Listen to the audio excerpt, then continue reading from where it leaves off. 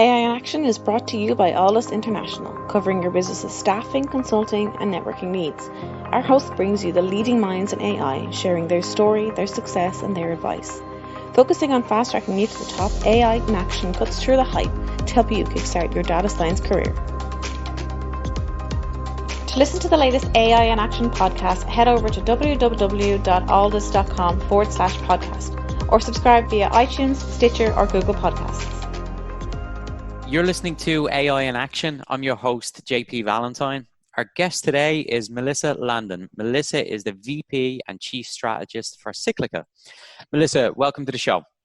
Thanks for having me, JP. No, it's our pleasure. Melissa, let's start. Can you give us a background of yourself, how you first got involved in technology, some of the roles you've held along the way, talking us through your journey, bringing us up to today, your current role at Cyclica? I guess so. I've been at Cyclica for almost 6 months, I guess 5 months now. I joined in January. And prior to that, I've been in multiple roles, both in tech as well as within the pharmaceutical industry. So my background is I'm a chemist by training in my undergraduate work, but I quickly discovered that while I love science and chemistry, I am absolutely horrible in the lab. I am pretty much a danger to society, if you will, if I'm given test tubes and things in experiments. So at that time, when I finished undergraduate, that was in the very early 2000s. And that was when computational modeling started really becoming more prevalent. I mean, the Human Genome Project was released around then. And this whole field of sort of bioinformatics, as well as molecular modeling, really started to evolve and flourish. And so I remember I was working, I didn't know what I wanted to do after I finished my undergraduate at first. And I worked in a lab for a year and took a course in molecular modeling and just immediately fell in love. And then decided to go to graduate school in an interdisciplinary program that sort of combined biology and computer science and chemistry at Boston University. And there, I learned, I was not a coder, but I learned how to code. And I learned basically, how to bring my scientific background as well as my technical skills to bear on problems, mostly focused around drug design and discovery. Then after that, and after doing a fellowship, after I finished my graduate work in structural biology, went to work in pharma as a computational chemist. And I worked at an infectious disease company, which was really fascinating because there's so much in terms of data science, because when you're making drugs for bacteria, you're actually making drugs against multiple bacteria at once. And so, these broad spectrum antibiotics. So you have to take in a lot of information about, different strains of bacteria and use that to make educated choices about how you would then design a therapeutic agent that would be effective against many of them. I did that for a couple of years and then moved to Canada. And while I was there, I started doing more consulting work and working with groups who were interested in applying computational methods to what they were doing. And then when I moved back to Boston, I went to work for a tech company called Schrödinger, which is a large molecular modeling software as well as drug discovery company, actually based close to you in Manhattan, right in Times Square. And there I ran their application science group as well as did business development. So I've always, I guess, throughout my career, sort of tried on many different hats as I've moved around.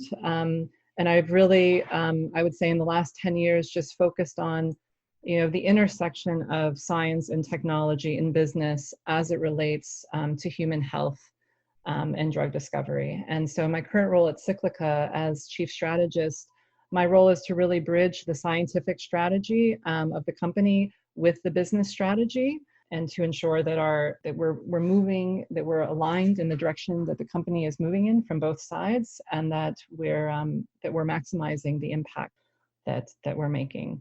So far it's been a lot of fun. Cyclica is an amazing team, and that's. Thank you very much for that background. So it really, really interesting to hear how you looked at the similarities between traditional sciences and then the use of data science. We hear that a lot, and it's great to see that you've been able to build on your academic background and now leverage that within industry and a tech focus. So speaking of Cyclica, can you give us a broad level overview of the company background, what you guys are working on, what makes you unique in this space? So comparing Cyclica to where I was at, so I guess I'll talk about a little bit where I was before, and I think that sort of highlights the differences in approaches, if you will, between Cyclica and sort of other companies in the field.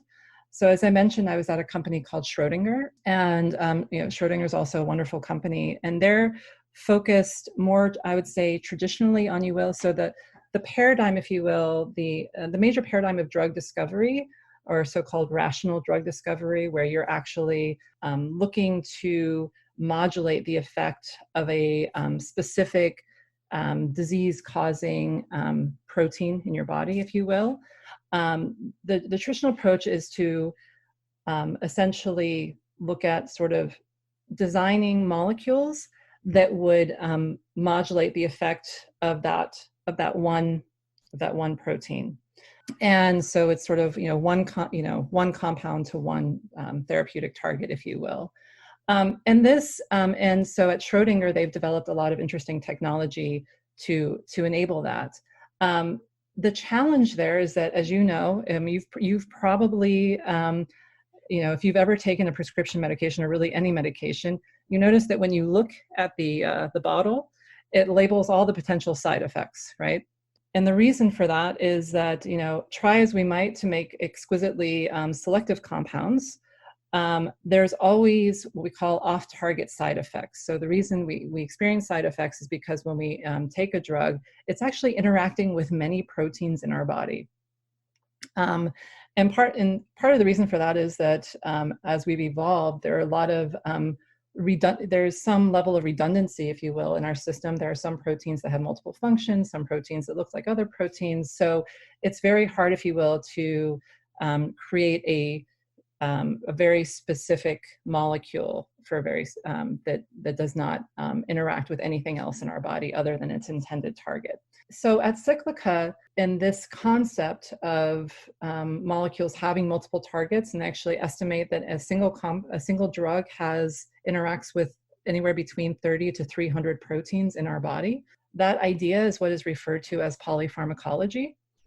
And at Cyclica, what we've done is taken this concept to heart. It's sort of our guiding ethos. And so we've focused on developing technology that allows us to not just interrogate, the effects of a potential drug molecule against one specific therapeutic target, but against essentially every protein in our body. So what we call that's referred to as the human proteome. So the entire collection of proteomes of proteins that make us who we are, and in doing this, we can create these what we call polypharmacological profiles of compounds that tell us not just whether or not a compound interacts with its intended target, but what else it may be doing, and use that to inform whether or not we want to further develop that into a drug or not. This then allows us to sort of leapfrog ahead, if you will, because what often happens in the drug development process is you develop a compound to a certain point, and then you start testing it in models for testing for toxicity and these types of things. And you often find a lot of drugs don't make it into clinical development because they end up being toxic. And a lot of the cause of that toxicity is these sort of what we call off-target effects. So in addressing this early on in the process, as we're designing molecules, we can sort of mitigate that potential down the road, and the hope is that then this will allow us to this will enable sort of faster movement through preclinical development and a lower failure rate. So it's really twofold. You're reducing the adverse reactions negative impact, which is one of the main prohibitors from trials, making it to human trials and ultimately FDA approval. And you're also accelerating the clinical trial process by eliminating those factors. So the benefit is on two sides, which is amazing. Talk to us then about how the technology side and the use of data science and algorithms is the driving force behind this. How are you guys leveraging technology to impact this discovery? Part of the reason that there has been this historical focus on sort of one target, if you will, is that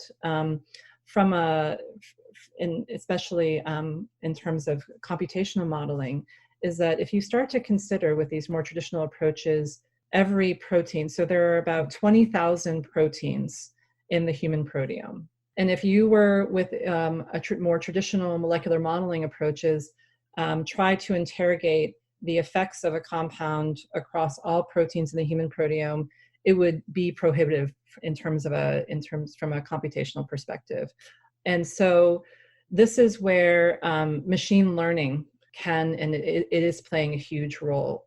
So what we've done is sort of married the more traditional molecular modeling approaches, and by that I mean where you're looking at sort of the fundamental interactions on a chemical level between a compound and a protein, and married that with all the existing data that's out there in the literature that essentially allows us to build a machine learning model that can predict for a single compound what its effect is going to be on every protein, well, about 17,000 of the 20,000 in the human proteome in a matter of seconds.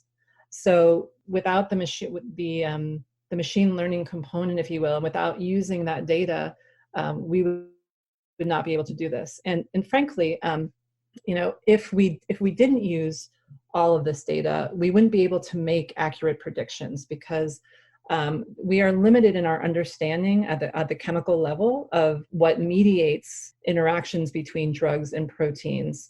And so in a sense, and this has been one of the major criticisms or reservations, if you will, about applying machine learning in drug discovery, is that we're not quite big data. I mean, we don't have all the data that Netflix and Amazon have, for example, to build machine learning models. But if we can use multiple types of data, not just the biophysical data, but other types of experimental data, and use that together, then we start to have enough data to build a fairly robust machine learning model that allows us to interrogate the effects, across the human proteome rather than just against one target. Thank you for that. That really helps just to understand the detail behind what you guys are trying to accomplish, and it's very exciting to hear the impact machine learning can have with just the sheer volume and speed of information processing. So you joined 6 months ago, and you left an amazing organization. Talk to us about the why behind joining Cyclica. Obviously, you and I have spoke previously. I've spoken to Nahid, who's the co-founder. So I know what you guys are doing and why it's so special and unique. But talk to me a little bit about the environment and what you love most about being at Cyclica right now. It's interesting. So when I met Nahid, I was not, on the job hunt, if you will. I was pretty happy at Schrodinger. I had a great team there. And Nahid was introduced to me through a mutual friend. And we met in Boston for lunch, just more as to expand our networks, I guess. And I met with him as well as the Cyclica CSO, Andreas Vindemuth. I went into that lunch, expecting one thing, and I guess ended up taking quite an unexpected turn, if you will, because I'm a fairly low BS person, if you will. And I feel like the field of AI is so overhyped. And I know a lot of people share this view. And I think it's unfortunate because AI can be extremely impactful and will be, but the level of hype right now is just, I think, causing a lot of skepticism. And it is only really a tool. It does not solve, all of life's problems. So when I met Nahid, and knowing that Cyclica was an AI company, I was expecting, I guess, there to be sort of a hype spiel, if you will. But instead, what what transpired was a very candid conversation about the use of machine learning in drug discovery and about how they, Nahid and Andreas and others at Cyclica feel that the field is very overhyped. They feel that, that there's still, a lot of work to be done, and just extremely personal, candid, and honest, frankly, assessment of where things currently stand. And then they also described to me their technology, which, is unlike any that I've seen before. And I think the combination of those two things, just the human element and also, the focus, Cyclica is very much focused on the patient, and hearing that from Nahid, who has extremely high level of compassion and empathy. And this, and the patient focus is what guides what he and Cyclica do. I was just frankly blown away. And I thought, wow, this is exactly the kind of company that if I were to make a move, I would want to be a part of. And I think within a couple of days, I received an email from Nahid who asked me if I wanted to join. And I thought, sure, why not? And the rest is history. And the rest is history. And, and the role really spoke to me. As I mentioned, I've done pure business development, and I've done pure sort of science, if you will. And I always felt that where I excel is sort of, bringing the two worlds together. And that was exactly the type of role that he envisioned. And so it just, as you say, the rest is history. Makes sense. Well, thank you for giving us that overview, and really helps to understand how you landed here and the motivations behind it.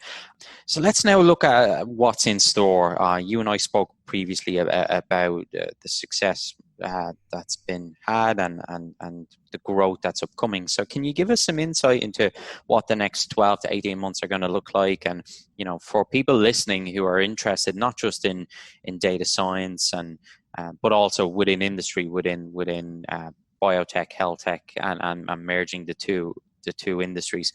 Where do you see the business going, and what opportunities are going to be created for aspiring data scientists, machine learning folk within Cyclica? Yeah, I mean, I think really the sky's the limit. What we've seen, just sort of more big picture over the last several years, decade arguably, is this shift in the pharmaceutical industry between, historically it was the big pharmaceutical companies, the Pfizers, Novartises of the world that were doing everything, starting from early stage research and development through to through clinical development. And what we've seen is, seen this firsthand, living in Boston and working in the Cambridge area, is that increasingly the big companies are saying, we have the expertise and the ability to carry programs through the clinic and into patients, but but there's all this innovation happening in these small companies, and we should really capitalize on that, and in some sense, leave a lot of the very early stage R&D to them, and then partner with them later down the road. So if you've seen, I think in Cambridge, within a 6-block radius, there's over 200 biotech startups, which is just astounding. And, ranging in things from, biologics and antibody design to, CRISPR technologies to small molecules, focused on specific therapeutic areas. And what we at Cyclica envision is that, our business model is that we want to work with as many of these companies as we can, and not just these companies, but companies that are yet to be. So there's a lot of really fascinating and exciting work going on in the academic world. So we've launched a specific program called CAP to work directly with academic groups, give them access to our platform and our technology and our expertise to help advance some of their projects and potentially help them, even spin out a company, as well as work with existing biotechs who perhaps could use our technology and machine learning to advance their programs, but don't have that in-house expertise. So what we envision down the road is just increasing, if you will, our reach by truly partnering with these companies. I mean, we don't necessarily want to engage, solely in offering services, but what we want to do is view them as, we want our partners to view us as just that, as a partners. We are working with them step by step to help advance their programs and see what happens. So I think,